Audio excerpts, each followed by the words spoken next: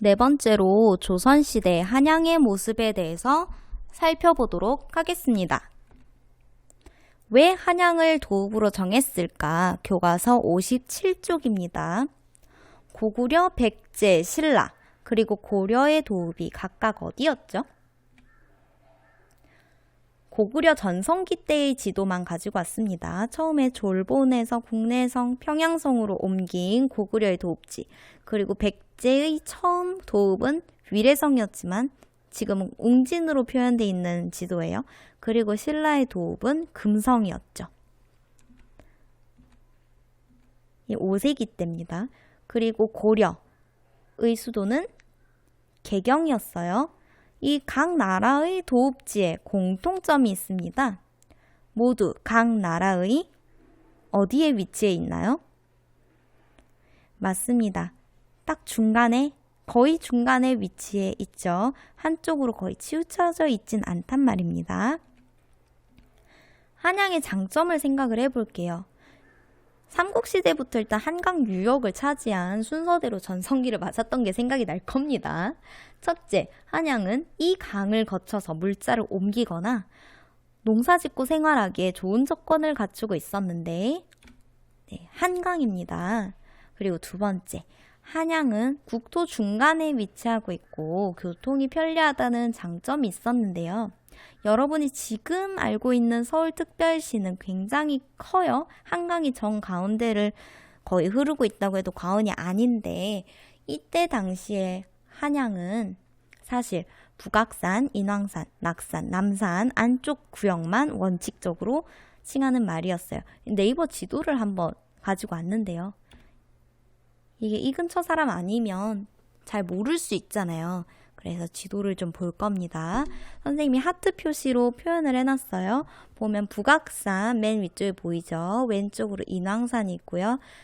맨 아래쪽으로 오면 남산이 있는데, 이 남산이 남산타워로 좀 유명하죠. 그리고 오른쪽 위로 가면 낙산이 있습니다.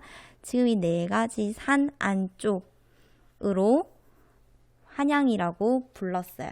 원칙적으로는. 그러다가 점차 그 구역이 조금씩 확대가 되긴 했는데, 57쪽 아래에 보면 조선시대 한양의 모습이다 해서 도성도가 나와 있습니다. 도성도를 통해서 이 모습도 살펴볼 텐데요. 이 지도를 다시 가지고 왔어요. 경복궁 앞쪽으로 크게 뻗어 있는 거리를 육조거리라고 했는데요. 현재도 그 모습이 좀 남아 있어요. 그리고 밑에 흥인지문까지 쭉 연결되어 있는 파란색 물줄기 보이죠?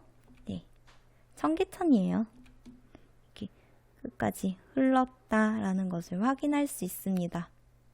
이렇게 보면 얼추 이때의 도성도의 모습과 현재의 지도에서 초록색으로 표현되어 있는 이 숲지대 보이죠? 얼추 지금 일치한다는 것을 확인할 수 있습니다. 당시 광화문 앞은 어떤 모습이었을까요? 선생님이 이 표지판 있는 데로 가서 직접 찍어온 사진인데, 광화문이 있고 아까 선생님이 노란색으로 표현했던 그 육조거리가 있습니다. 그 육조거리 좌우로 해서 당시 조선의 정치를 담당하던 그런 관아들이 쫙 있었어요. 이게 뭘 나타내는지는 알 필요 없어요. 아직은. 보면 지금 의정부라고 적혀 있는 거 보이나요? 광화문 바로 앞에 있는 건데, 지금 저 터를 현재 좀 복원을 하고 있어요. 나중에 저 터가 좀 복원이 좀 되고 나면 한번 직접 가서 견학을 해도 좋습니다.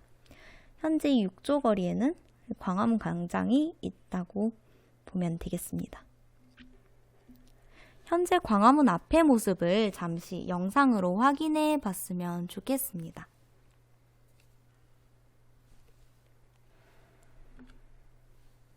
이것도 선생님이 가서 직접 찍어온 영상인데요.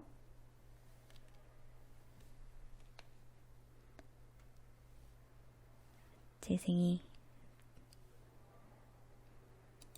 현재 광화문 광장의 모습입니다. 이순신 장군 동상이 보이고요. 저 멀리 세종대왕 동상도 보이네요. 좀 더 가까이에서 찍어봤어요. 광화문 앞쪽으로 녹지가 펼쳐져 있고요. 그 광장 오른쪽, 광화문 앞에서 보면 왼쪽이에요. 서울 대한민국 역사박물관이 있습니다. 좀 많이 흔들리네요. 이때 조금 찍는데 약간 머쓱해가지고 좀 긴장을 했는데 직접 가서 볼 수 있으면 또 남다른 재미가 있겠죠. 5번째로 조선과 유교 정치에 대해서 살펴보도록 하겠습니다. 57쪽 계속 볼 텐데요. 2번째 문단입니다. 조선은 유교 정치 이념을 내세운 나라로서 누구를?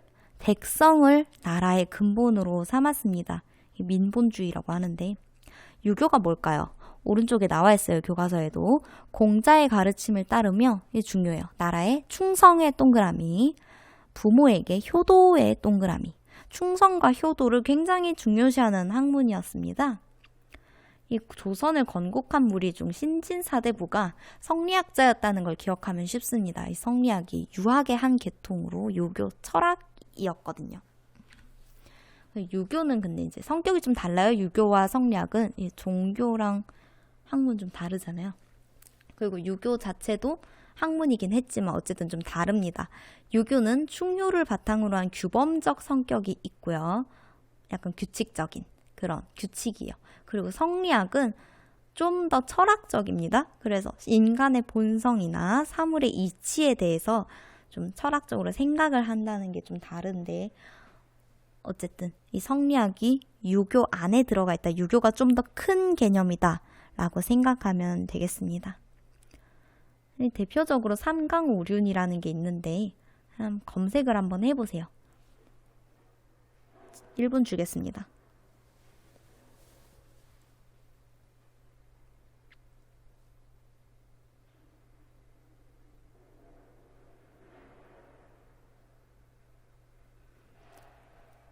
검색해봤나요? 네, 강 3개, 륜 5개. 부의자강, 군의신강, 부의부강. 이게 3강이고요. 그리고 5가지 규칙입니다. 있어야 한다. 유예요. 군신, 유의. 의리가 있어야 된다. 부자, 유친. 친, 함이, 유 있어야 된다. 부부, 유별. 분별이 있어야 된다. 장유, 유서. 차례가 있어야 된다. 부무, 유신. 신이죠. 믿을 신자. 믿음이 있어야 된다. 5가지. 오륜입니다. 외우라는 거 아니에요. 그냥 알고만 있으면 됩니다. 이 왕과 관리들은 이를 토대로 해서 백성을 위한 정치를 하려고 노력을 했습니다. 왕은 충성스러운 신하를 뽑고 신하들은 바른 정치를 펼치려고 했어요. 물론 백성들에게도 충성하고 최선을 다하는 태도가 강조되었습니다.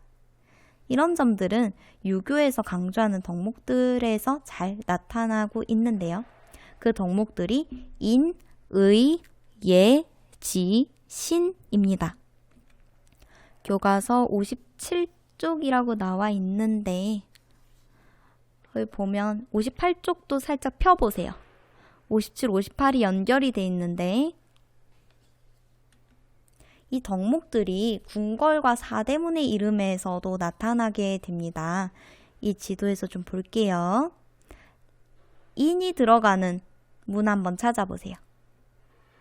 맞습니다. 흥인지문, 인자함입니다. 의는 돈이문입니다. 의리를 나타내요. 지금 이 돈이문은 현재는 남아있지 않고 이 근처에 박물관 마을이라고 새로 생겼어요. 나중에 가볼 일이 있으면 근처에 가서 돈이문이 있었던 흔적을 조금 살펴봐도 좋습니다. 예는 무슨 문일까요? 네, 숭례, 예문, 예의입니다. 그리고 지자는 없죠. 그래서 원래 숙정문에 지금 지혜가 들어가야 되는데 이게 북쪽에 있는 문이어서 항상 문을 닫고 있었대요. 저 문을 필요할 때만 열고 닫았는데 그러다 보니까 정숙하고 조용해야 된다라고 해서 정자를 썼다고 합니다. 근데 선생님, 신자가 없는데요? 할 수 있겠죠? 이 신자를 가진 어떤 작은 건물이 이 가운데쯤에 있습니다. 뭘까요? 여기서 매년 1월 1일이 되는 밤 12시에 종쳐요. 맞습니다. 보신각입니다. 신자 들어가잖아요. 그리고 경복궁은 큰 복을 누리세요 임금님이라는 뜻을 가지고 있는 이름입니다. 꽤 재밌죠? 사대문 관련 영상을 보면서 사대문을 살펴보도록 하겠습니다.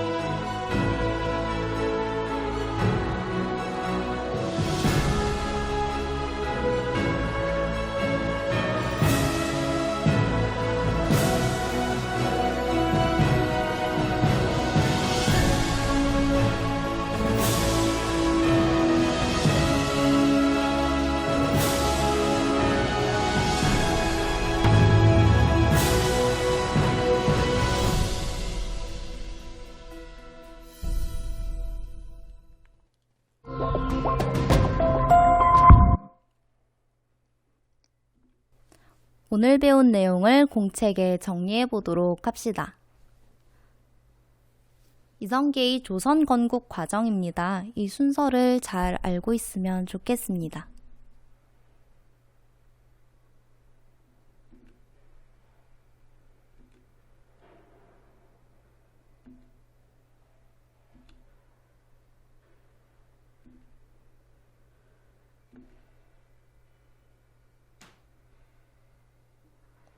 시간을 천천히 가지고 정리를 해보세요.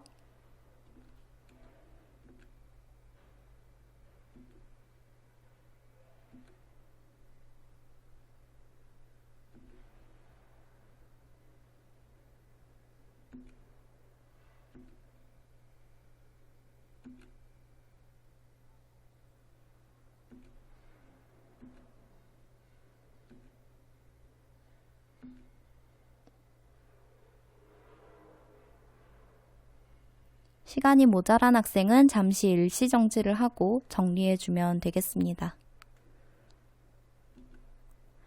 다음 시간에는 유명한 세종대왕 때의 이루어낸 발전에 대해 알아보도록 하겠습니다.